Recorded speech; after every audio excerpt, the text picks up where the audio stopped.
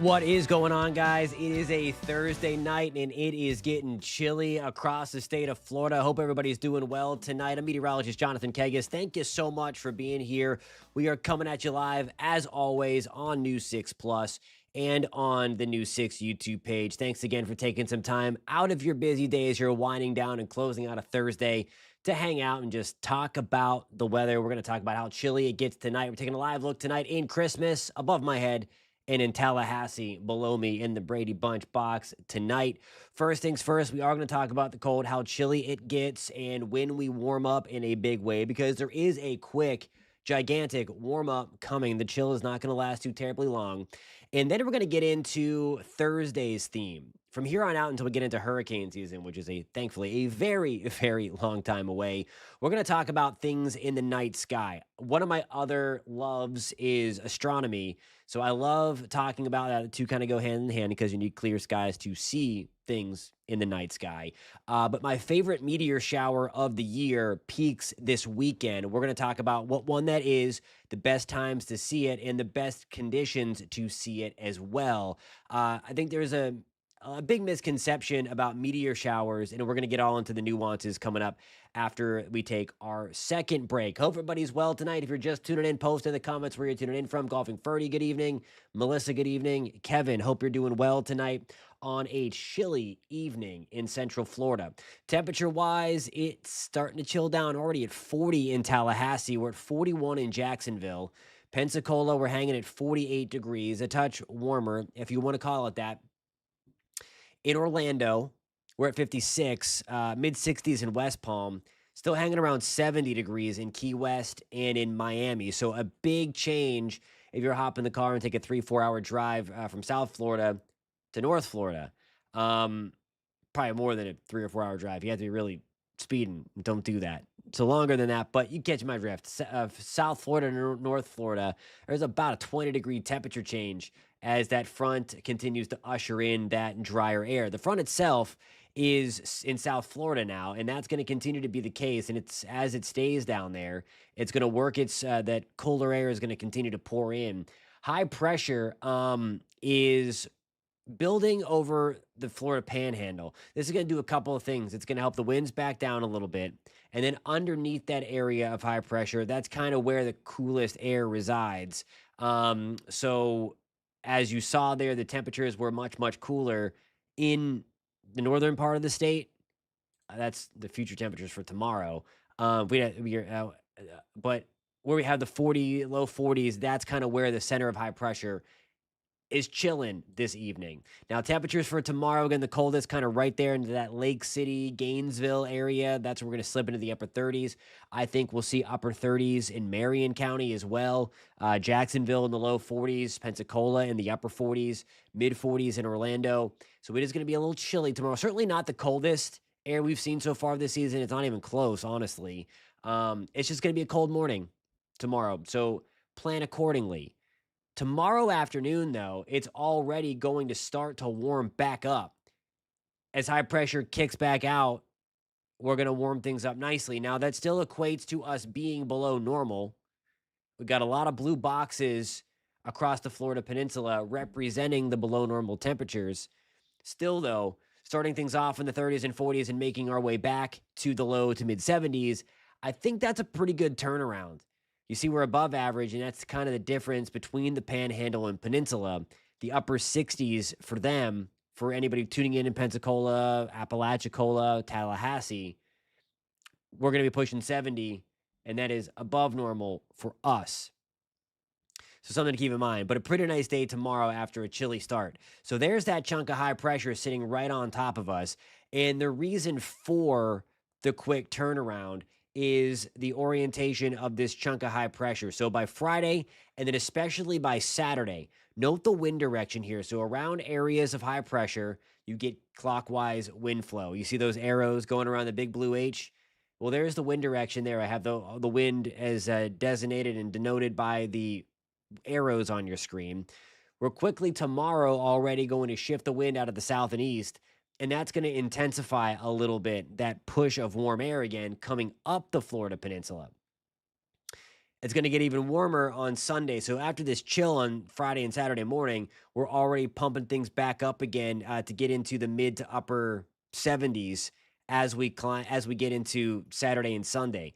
There is another cold front out there that will arrive as we get into the early stages of next work week. You can kind of see it right here. Here's chunk of really cold air, number one. It's starting to invade the northern tier of the country where it is 1 degree below zero in International Falls, Minnesota, 16 above in Minneapolis. So quite cold across the northern tier of the country. Cool in Florida. But nonetheless, a couple of cold fronts going to take us up and down. And then I think we warm up for Christmas week, also coming up after the break.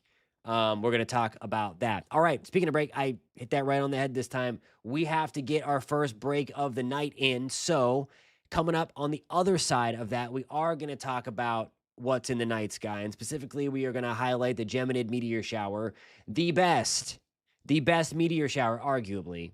I'm partial to it. I'll tell you why I think it's the best meteor shower of the year. We'll tell you how to see it, the best ways to see it, some common misconceptions of meteor showers. We'll give the forecast for the weekend, when it across the state, some of the darkest places to go to see them. And then we'll take a look at the latest and that long-range forecast that we kind of put together on Monday when it comes to Christmas and Christmas week. And of course, Hanukkah starts next week.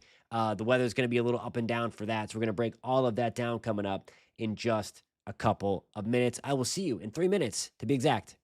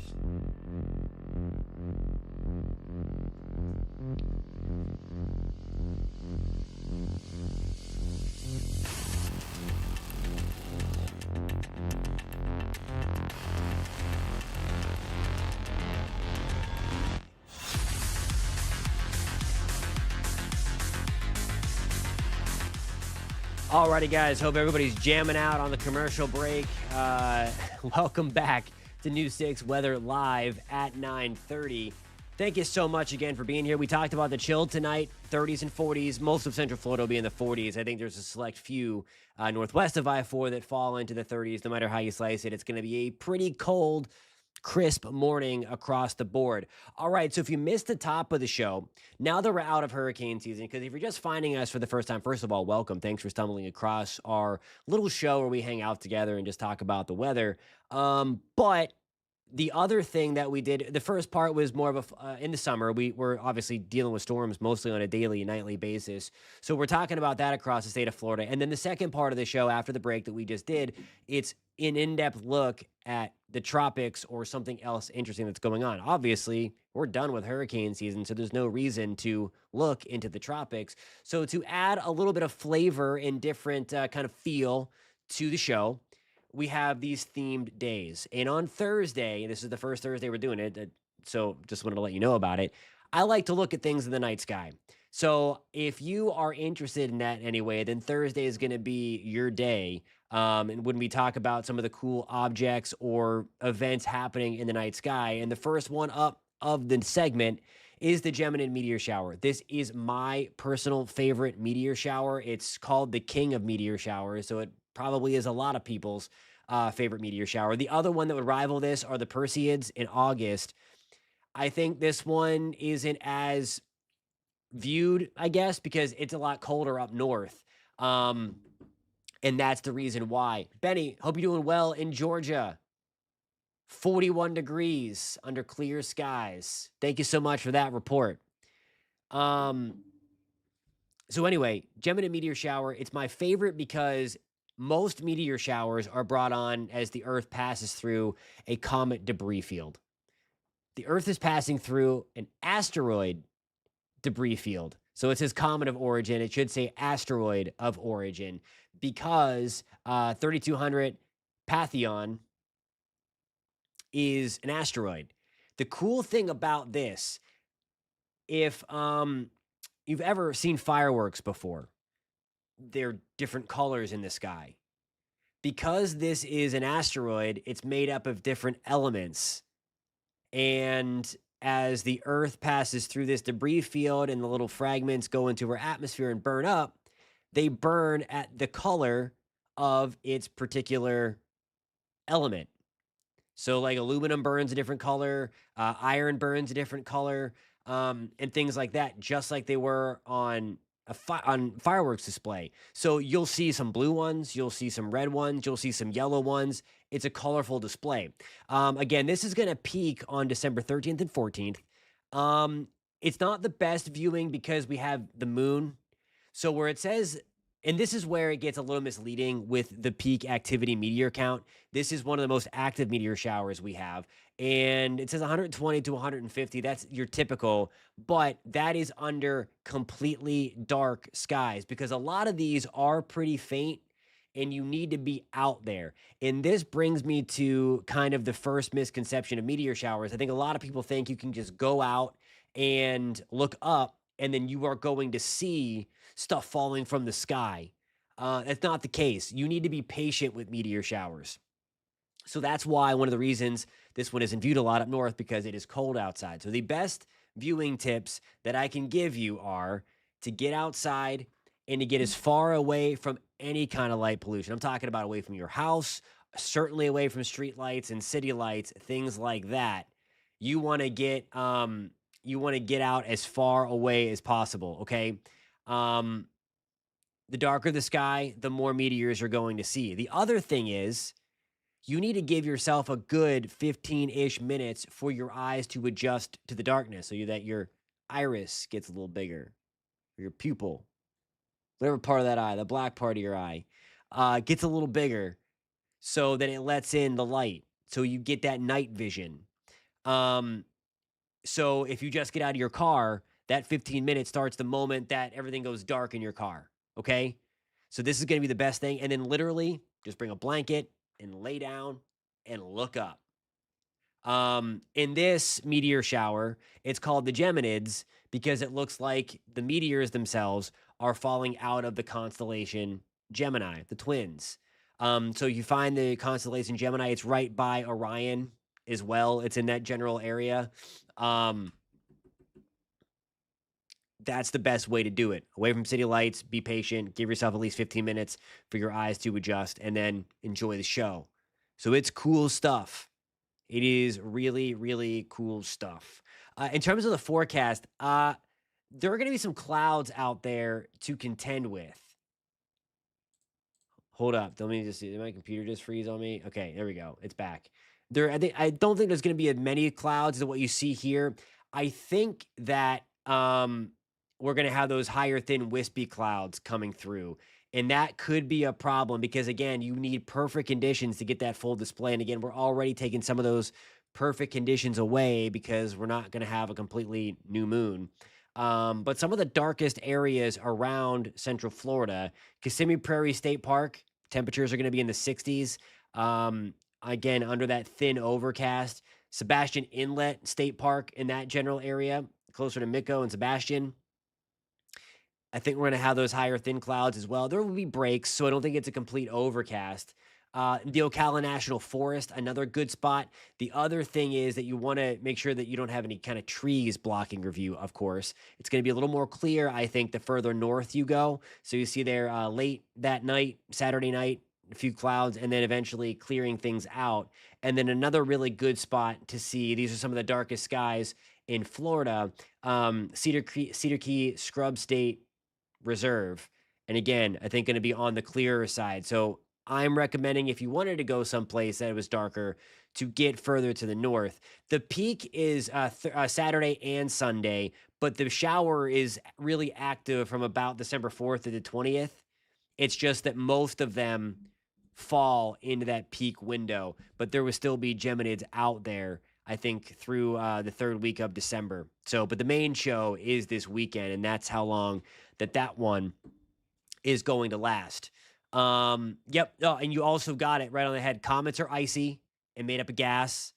So that's why they have a tail, because when they get closer to the sun, it starts melting and the gas, all that stuff. We call them cosmic snowballs, comets. It's literally like a dirty giant snowball made up of gas and ice and things like that. So, and then asteroids are all that stuff. Jolie Jules says dark sky maps are helpful. They really, really are. If you have any of those, I like to hike. All Trails has a great one. Some of those hiking maps do, because a lot of people hike to go see the stars and things like that. So that's a great recommendation there to see that, because you can clearly see, okay, here is where the most light pollution is at any given time, and where you might be able to go. Alrighty. See, I always go over my time. We'll have a couple minutes to talk about Christmas week when we come back in just 3 minutes.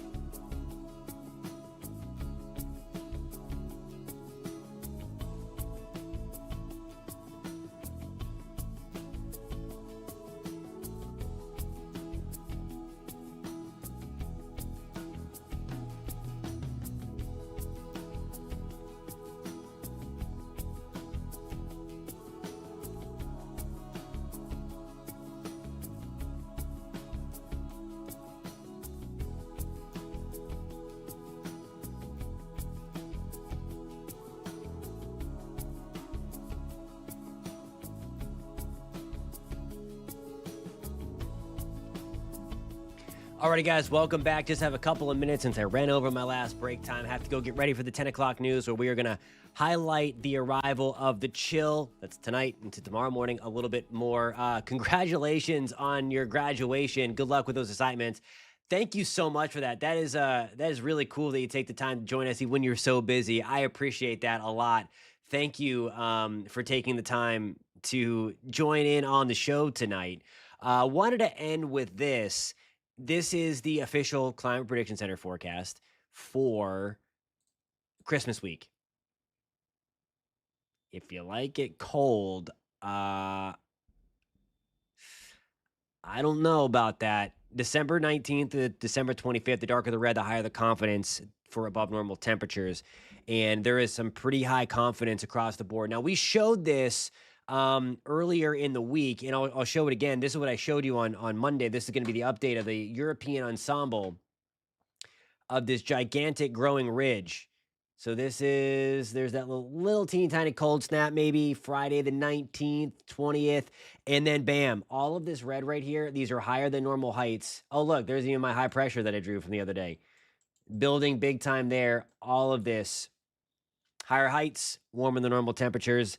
To me, it still looks like it is holding for a pretty warm Christmas across a good deal of the country. Now, that's relative to normal. I don't think you're wearing shorts in Iowa. I don't mean that. But, I mean, maybe if you're from there, you're wearing shorts and grilling in Iowa. But if you are from here and going to the north, it is still going to be cold. Relative to normal, though, it is going to be, I think, personally, pretty warm. But this is going to be one of those fun things, again, that we are keeping tabs on for the next 2 weeks as we approach Christmas week. Alrighty, guys, thank you so much a ton for tuning in and taking the time out of your busy schedule to come hang out with me as we just ramble on and talk about the weather and astronomy on Thursdays. Coming up tomorrow, we're going to kind of recap what we broke down through the course of the week and, again, revisit where we stand here to just kind of give you something to look at into the weekend about this long-range forecast that we will get into more detail on Monday during the long-range Monday forecast segment. Thank you again, guys. Have a great night. Stay warm. Warm up coming for the weekend. We're going to highlight that in just a couple of minutes. News 6 at 10. Keep it parked right here if you are on News 6 Plus, and if you're on YouTube page, same channel, different thumbnail. See you in a couple of minutes.